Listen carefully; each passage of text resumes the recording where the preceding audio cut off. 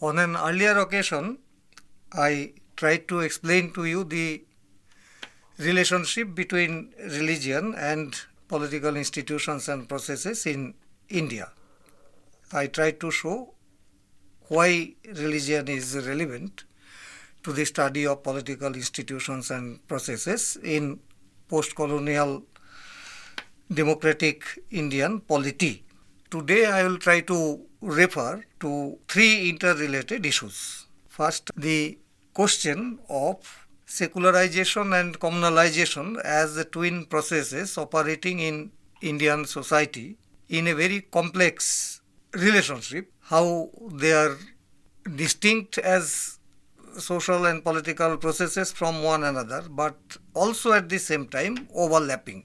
The second point will be primarily focusing on the way most of the political parties which participate in the competitive electoral process try to negotiate the issue of religious identity upheld by different communities. I will try to show in this connection how most of the political parties in India failed very clearly to come up with a very clear notion of what it would mean to be secular in the political context. And finally, I will touch upon a very recent and controversial issue of the nature of impact that globalization had on inter-community relationships in most parts of the world, including, obviously, India.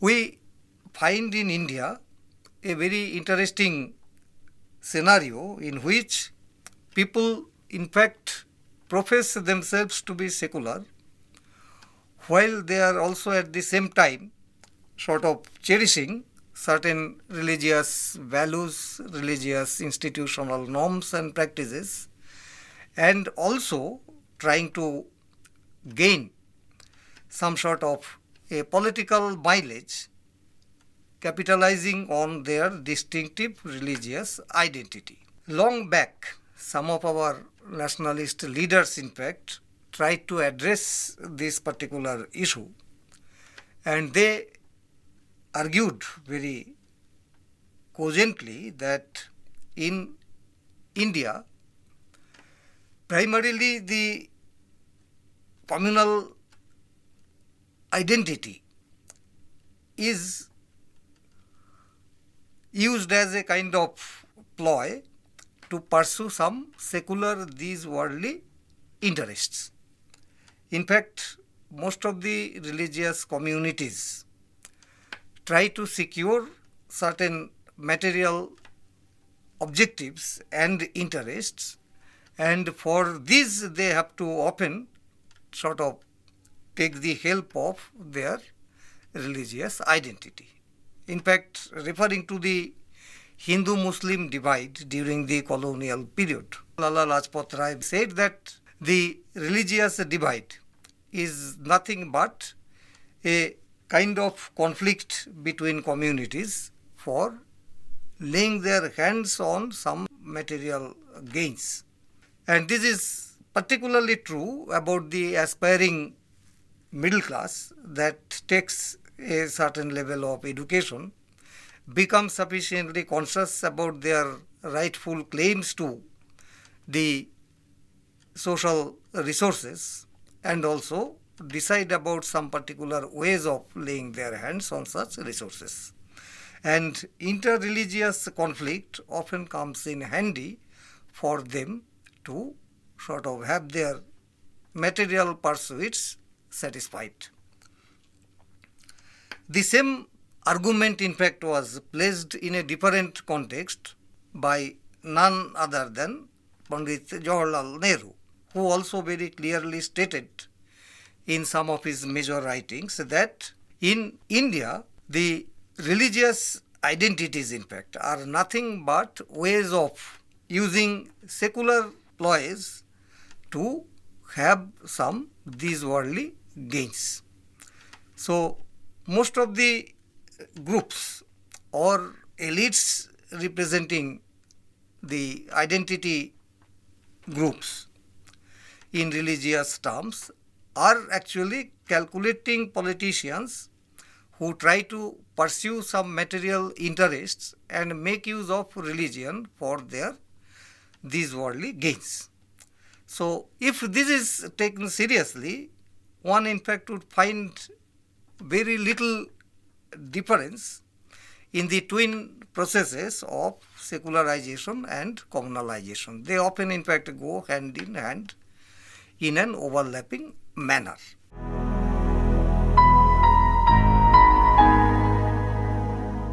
If we look at the ongoing political realities in post-independence India, we find a whole series of communal conflicts, a whole series of riots involving different communities. Sometimes we had examples of the conflict between the Hindus and the Sikhs, particularly the Delhi riots following the very tragic assassination of Mrs. Indira Gandhi in 1984 by some of her bodyguards who incidentally happened to be Sikhs, and which immediately sort of resulted in a massive assault on the innocent Sikh people in and around Delhi. In course of just 3 days, more than 2,000 Sikhs were killed. And it was revealed that the state administration and also some of the political leaders were actively involved as accomplices in this communal carnage. The story was repeated again during 1992 with the demolition of the Babri Mosque, and also the backlash that followed, involving the Hindus and the Muslims in massive conflicts in different parts of the country. We also have instances of similar violence arising out of the incident in Gujarat in 2002 following the Godhra episode, where a train carrying a number of Hindu Karshevaks, in fact, were attacked. They were sort of literally put under fire, resulting in massive casualties, and the backlash that it generated all over Gujarat, resulting in the massacre of a large number of Muslims. Now, all these incidents, in fact, seem to suggest that political parties, notwithstanding their official proclamations to the effect that they are secular, often fail to contain the conflict and violence arising out of competitive political mobilization involving different political parties.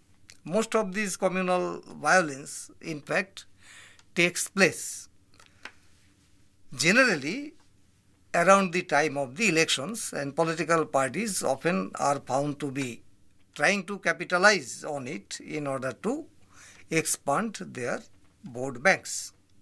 What is more important for us to bear in mind in connection with these issues is that in a multi-religious, multicultural society where religious identity cannot simply be whisked away and where it is bound to remain for some more time to come, there will be occasions when political parties will try to maximize their electoral support, either by playing off communities against one another or by raising issues, in fact, which would be sort of appearing to be quite attractive to some communities to the detriment of others. And as a result of this, most of the political parties, in fact, will be found to be resorting to the twin ploy of both communal bashing and communal appeasement.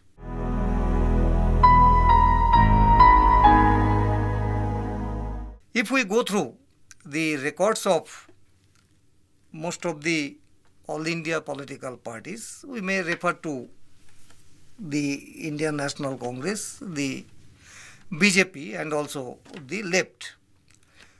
We will find that while BJP in fact is regarded as a party championing primarily the cause of the Hindus, although it claims that its policies and programs are only truly secular, and the policies and programs of other political parties it describes as pseudo-secular. For the Congress, the policy pursued throughout the post-independence period has been regarded by scholars as a policy of soft communalism. It is not purely secular in nature, nor is it very rigidly communal in nature, but it is a policy of soft communalism that implies a policy of keeping the Hindu identitarian groups in good humor, while at the same time sort of placating the sentiments of the Muslims and other minority groups. So this is in fact what is called the policy of minority appeasement. Both the Congress and the left in fact have pursued this policy throughout the post-independence period. But this either did not help them much in electoral terms, contrary to the general belief of most of our psephologists. If we go by electoral data throughout the post-independence period, we find that neither the policy of, majoritarian communalism, the policy of soft pedaling Hindutva, nor the policy of appeasing the minorities did really help political parties to expand their vote banks. In fact, if we take some of the recent electoral data into consideration, we will see that the BJP, notwithstanding the sort of religious furor that it raised, could not mobilize the support of more than say 30% of the total electorate. Even if we assume that all its voters happen to be Hindus, which certainly is not true, but even presuming it, one has to sort of take into consideration the fact that the remaining 70% of the electorate did not approve of its policy. The same in fact will be equally true of the Indian National Congress. It again in fact has shown over the years a rapid decline in its electoral support, and it has now in fact come down to even less than 1/4. So even less than 25% of the electorate support the Congress. And as far as the Marxist left is concerned, notwithstanding the fact that they have been the most vocal as political forces against all hues of communalism, they could not sort of catch the imagination of the majority of the country's electorate. So most of the political parties in fact have to sort of rethink over their policies and programs vis-a-vis religious identities.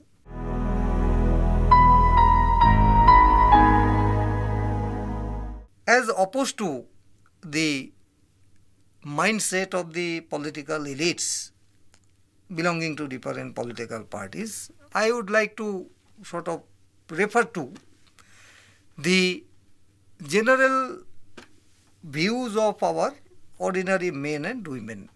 Are they really communal in their orientation? India is by and large a country inhabited by a number of religious communities, many of whom in fact, are very devout followers of their religion, but that does not necessarily make them communal.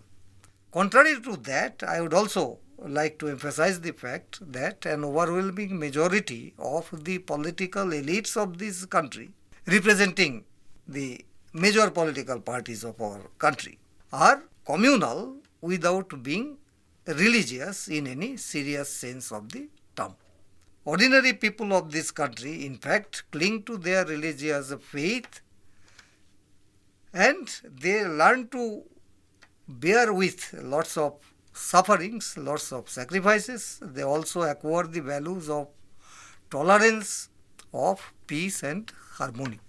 This is true more or less about most of the religions which are in vogue in our country. But the way religion is being manipulated by most of the political parties, either in the name of secularism or in the name of Hindutva, or for that matter any other brand of religion. These days, in fact, the Islamic fundamentalists also have become very active all over the country, and they are also receiving considerable amount of patronage from some of our neighboring countries. This is a very known fact. This is an open secret and there is no denying it.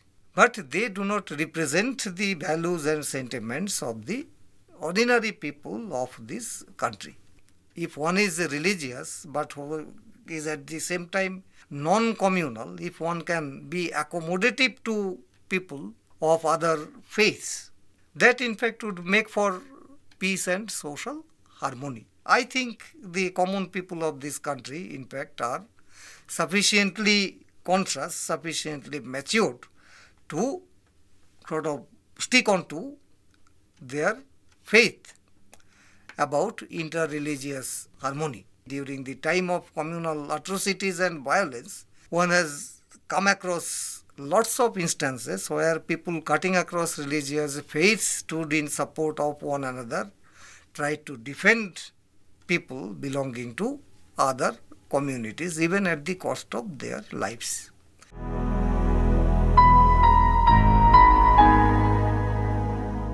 We have also to take into consideration the nature of impact that globalization in recent years had on interreligious interaction and inter-community relationship. Now, when Joseph Stiglitz wrote his book, Globalization and its Discontents, in 2002, he came up with a very important point.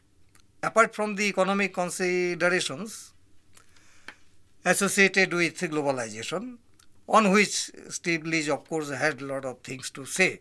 He in fact was a critic of the economic policy of globalization, being an insider of the World Bank himself. He showed how with the spread of globalization, with spread of the economy of globalization, there suddenly in fact was a spurt in the growth of inter-community conflict, inter-community disharmony. It was found in different parts of the world, as Stiglitz offered lots of evidences, but it also was found to be taking place in India. In fact, it is not fortuitous that in India the new economic policy was adopted in 1991. The controversy centering around Babri Mosque actually did come up immediately thereafter in 1992, and a series of communal skirmishes and violence in fact followed throughout the 90s. I in fact would refuse to believe that there is no causal relationship between these two.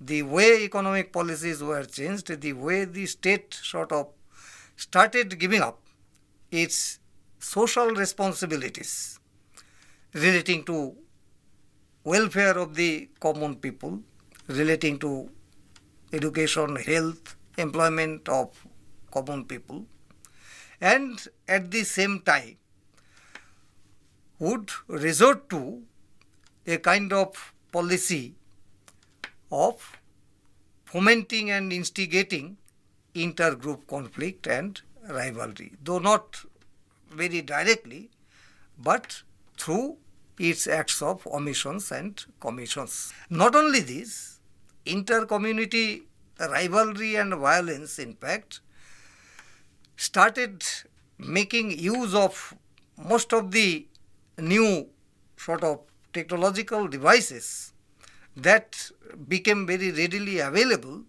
to the perpetrators of communal violence. It in fact gave rise to a situation where capital and community were found to be hand in glove. Unlike in the previous dispensation, when capital was supposed to be antithetical to the thriving of community. Now it was found that capital and community started sort of making a very happy and peaceful coexistence.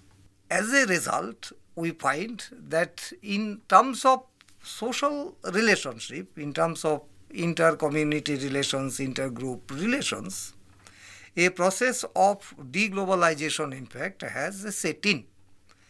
And this is very clear from some of the happenings all over the world in recent years. Brexit is a very interesting example ready at hand.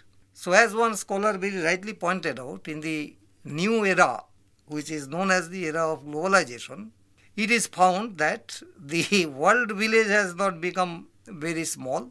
The differences, divergences involving people inhabiting different parts of the world in fact remain, and they also keep widening.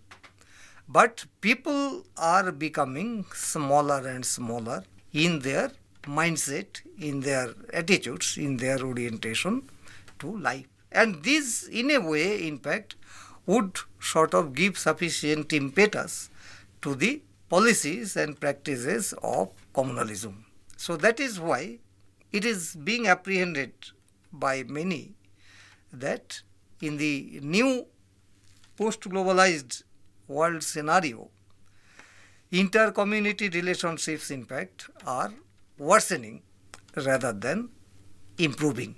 In fact, a new arena of social conflict and violence in fact have come up, and it is apprehended that unless some policy measures are adopted by the secular and democratic states, those states which in fact profess themselves to be above all religious identities and which also in fact profess and propagate democratic values, have to take some alternative policy measures in order to accommodate different communities in fact which would form part of a truly modern civilization. In fact, India in fact had all the potentials for such a civilization of people belonging to different culture, different religion, different language, coexisting peacefully. That tradition in fact could be revived provided some major initiatives in fact are adopted by India's post-colonial democratic state. So these are some of the important issues and some of the important areas that one has to take into consideration in order to understand the nature of linkages between religion and politics. Mind you, in the West, whenever one talks about this relationship, one straight away in fact talks in terms of the secular ecclesiastical binary. This in fact is possible if you have a homogeneous religious system. In the Indian context, you cannot sort of gain much by way of developing the secular communal binary or by way of taking religion and secularism as different categories. One can be secular without being non-religious, without being irreligious. One can be religious and secular at the same time. If you don't like the term secular, you can say non-communal as a better way of identifying. And I think majority of the people of this country, in fact, are non-communal in that sense. They have not even sort of supported wholeheartedly political parties which in fact sort of take side with any particular religious community in order to gain in terms of electoral support. They in fact have refused to entertain the use of religion for the politics of vote banks.